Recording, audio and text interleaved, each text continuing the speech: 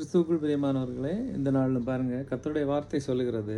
ஏசாயா 42 அதிகாரம் 8வது வசனம். கர்த்தர் தான் சொல்லுகிறார் பாருங்க. நான் கர்த்தர், இது என் நாமம், என் மகிமையை வேறொருவனுக்கும் என் துதியை விக்கிரகங்களுக்கும் கொடேன். பாருங்க, ஆண்டவர் ஒரு கற்பனை சொல்லுகிறார்.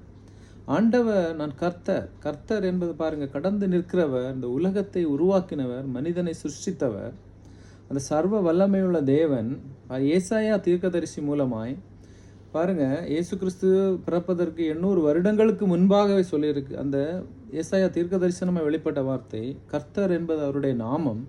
ஆமேன். கர்த்தர் என்பது அவரால் செய்யக்கூடாத காரியம் ஒன்றுமே இல்லை இந்த உலகத்திலே. ஆமேன். இந்த உலகத்திலே அவரால் கூடாத காரியம். ஆமேன். இல்லாதவைகளை உருவாக்குகிற தெய்வம். ஆமேன். உங்கள் வாழ்க்கையில் என்ன இன்றைக்கு குறைவாய் காணப்படுகிறதோ நிறைவாக்குகிற தேவன். ஆமேன். அவர் எல்லாவித மன விருப்பத்தையும் ஆண்டவர் ஆசீர்வதி தருகிற தேவன். அவர் சொல்லுகிறார், என் மகிமையை வேறொருவனுக்கும், ஆமேன், என் துதியை விக்கிரகங்களுக்கும் கொடேன் என்று ஆண்டவர் சொல்லுகிறார். அப்போது நாம் ஆண்டவரை ஆவியோடும் உண்மையோடும் தொழுது கொள்ள வேண்டும். ஆண்டவரை நாம் பாருங்க, முழங்கால் படியிட்டு தேவ சமூகத்திலே நம்மை தாழ்த்தி ஆண்டவரை நோக்கி பார்த்து நாம் ஜெபிக்கும் போது அவர் பாருங்க நம்மை ஆசீர்வதிக்கிற தேவனாய் இருக்கிறார். அப்போது அவருக்கு கொடுக்க வேண்டிய மகிமை நாம் எந்த விக்கிரகங்களுக்கோ, எந்த ஒரு பாருங்க படங்களுக்கோ, எந்த ஒரு சிலைகளுக்கோ, எந்த ஒரு காரியங்களுக்கோ நம்முடைய இருதயத்தின் விருப்பப்படி செய்யாதபடி தேவனை பாருங்க, தேவன் நாம் பாருங்க, அவர் ஆவியாக இருக்கிறார்.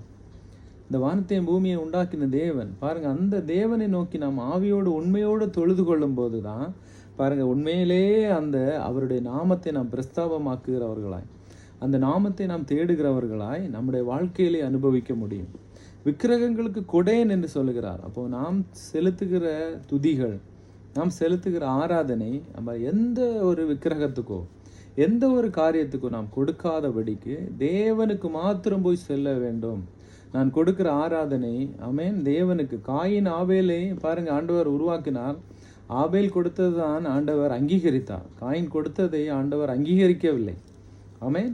அப்போது நாம் உண்மையிலே தேவனுக்கு செலுத்த வேண்டிய துதியையும் ஸ்தோத்திரத்தையும் அது உண்மையுள்ள இருதயத்தோடு தேவனுக்கு செலுத்தும் போது அவர் நம்மை ஆசீர்வதிக்க போதுமானவராக இருக்கிறார். இந்த நாளிலும் இந்த வார்த்தையினால் நம்மை ஆசீர்வதிப்பாராக. இயேசுவின் நாமத்தில் இந்த வார்த்தை கேட்ட அனைத்து பிள்ளைகளை ஆசீர்வதிங்கப்பா. இயேசுவின் நாமத்தில் பிதாவே, ஆமென். God bless you.